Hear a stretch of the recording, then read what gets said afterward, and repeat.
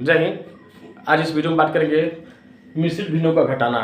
आज हम आपको बताएंगे मिश्रित भिन्नों का घटाना। ठीक है, तो आइए शुरू करते हैं। वीडियो को ध्यान से देखिएगा, आपको समझ में आ जाएगा। तो दिया पहला सवाल दिया है 8 सही 4/5 माइनस 3 सही 2/5। या इसको ऐसे भी पढ़ सकते हैं 8 पूर्णांक 4/5 माइनस 3 पूर्णांक 2/5। इसको ऐसे भी पढ़ते हैं।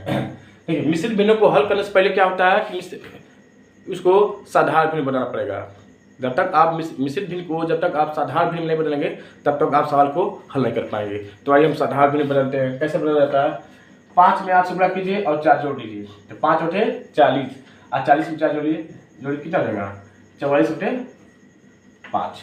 ठीक, समझ आ रहा है? माइनस तो माइनस लगाएंगे। 5 में 3 से गुणा कीजिए, 5 3 15 और 2 जोड़िए, 5 3 15 2 17, यानी 17 बटे क्या हो जाएगा? 5। देखिए, अब हमने क्या कहते हैं मिश्रित भिन्न को किसमें बदल दिया है? साधारण भिन्न में बदल दिया है। ठीक है, अब देखिए यहाँ पे दोनों भिन्नों में हर जो है बराबर है। ये तो सवाल आसान हो गया, बहुत आसान है। जब हर बराबर होता है तो बहुत आसान हो जाता है। देखिए हर बराबर हो गया है, हर बराबर है दोनों का, दोनों भिन्न का हर बराबर है। तो दोनों भिन्न का हर बराबर है तो आपको लसर निकालने की जरूरत नहीं है, क्योंकि लसर वही हो जाता है। ठीक है, तो लसर यही हो जाएगा। तो क्या हो जाएगा? अब क्या करेंगे? अब ऐसे निकल लीजिए बटे 5। देखिए क्योंकि हर बराबर है तब दोनों में से किसी एक 5 को लिख लिया है। ठीक है, अब 44 में से 17 घटाइए। 44 माइनस 17 घटाइए। ठीक है, कितना होगा? तो घटाएंगे क्या बचेगा? 14 में से 7 गया 7। ठीक है, और क्या बचा? 3 में से गया 2 अर्थात 5। इसका आंसर यही होगा। अर्थात घटा दिया है 27 बटे क्या हो जाएगा? 5 हो गया। अब ये भी आंसर सही है आपका। आप चाहे तो इसको भी आप मिश्रित भिन्न बदल सकते हैं। ठीक है, कैसे बदलता है? अब इसको मिश्रित भिन्न बदलना तो कैसे क्या करेंगे? क्या करिए? 5 भाग दीजिए 27 में। ठीक है, 5 बचे 25। देखिए 2 शेष बच गया। ठीक, अब देखिए पहाड़ा कितने बार में गया है? 5 बार में। ठीक, कितना शेष बचा है उसको अंश के रूप में, जितने बार में गया है उसको पूर्णांक रूप लिखते हैं, और जितना शेष बचता है मान लीजिए शेष बचा है किसको किस रूप में लिखेंगे? अंश के रूप में। यानी किससे भाग? 5 से भाग दिए थे 5। ठीक है, और नीचे लिखते हैं हम आपको समझने के लिए, यानी 5 सही 2/7। आप लिखते हैं इसका ये आंसर हो गया। ये जो था जब हर बराबर था। ठीक है, हर जो समान है इसको निकालने में कोई दिक्कत नहीं है, इसमें लसर निकालने की जरूरत नहीं पड़ा था। आपको वही लसर हो जाता है जो जब हर बराबर होता है। ठीक है, तो ये सवाल आसान था। क्या किया हमने? पहले इन भिन्नों को मिश्रित भिन्नों को किस में बदला है? साधारण भिन्न बदला है। उसके बाद मैंने सवाल को हल किया है। तो एक बार देख लीजिए, उम्मीद करते हैं कि आपको समझ में आ रहा होगा। तो एक बार देख लीजिए, उसको आगे अगला सवाल बताते हैं।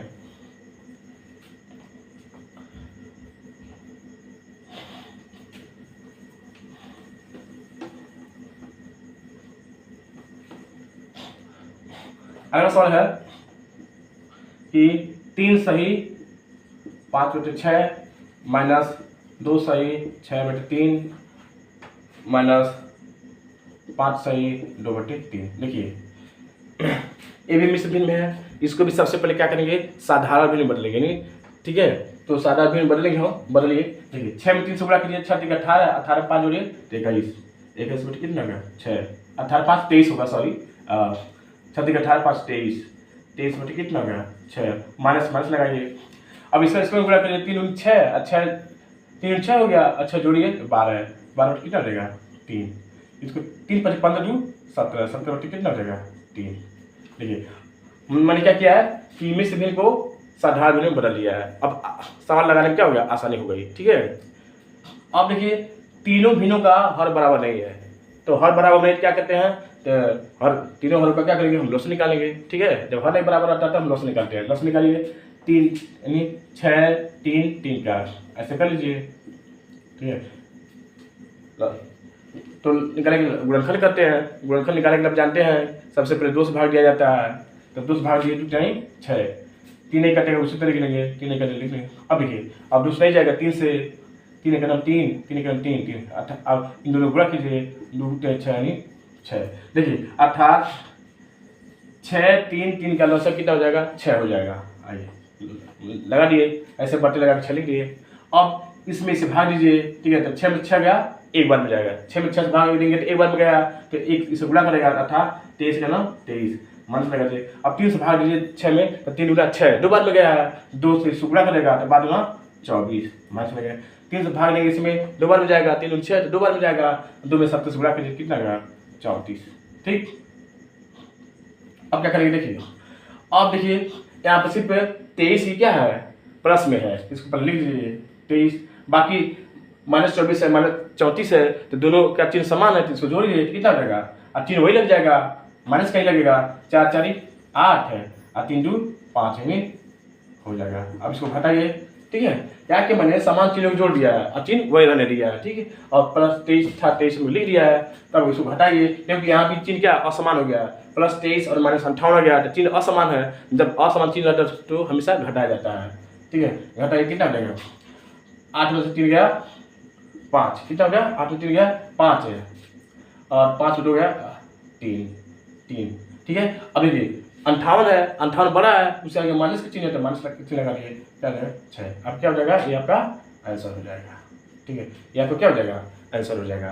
तो उम्मीद करते हैं कि अब धीरे धीरे आपको सवाल समझ में आ रहा होगा, धीरे क्या बहुत ज़्यादा मतलब हमको लगा 50-60% आपको समझ में आ गया हो गया। तो सवाल को देख लीजिए, नहीं समझ में आता है तो सवाल को कई बार देखिए, जब कई बार देखेंगे तो आपको सवाल समझ में आने लगेगा। अब अगला सवाल हम बताते हैं,